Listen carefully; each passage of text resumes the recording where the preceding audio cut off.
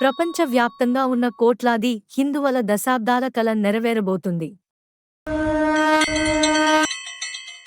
అయోధ్యలో దివ్య రామ మందిర నిర్మాణం పూర్తి చేసుకుని జనవరి 22న మధ్యాహ్నానికి రామమందిరం గర్భగుడిలో రామ్లల్లా విగ్రహ ప్రాణప్రతిష్ఠ వైదిక ఆచారాలు ప్రకారం జరగబోతుంది.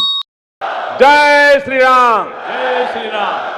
రామమందిరంలో జరిగే ప్రతిష్ఠాపన కార్యక్రమంలో ప్రధానమంత్రి నరేంద్ర మోదీ గారు ప్రధాన యజమానిగా పూజను నిర్వహిస్తారు.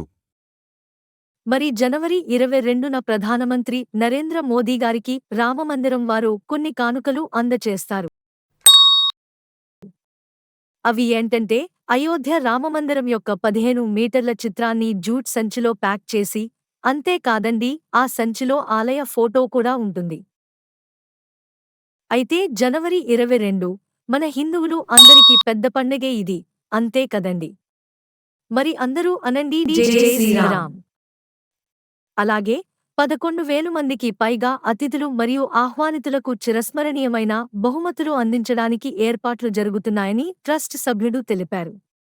ఆహ్వానితులకు బహుమతులు 2 పెట్టెలలో ఇవ్వబడతాయి. వాటిలో మోతీచూర్ లడ్డూలు మరియు పవిత్రమైన తులసి ఆకు ప్రసాదం ఉంటాయి.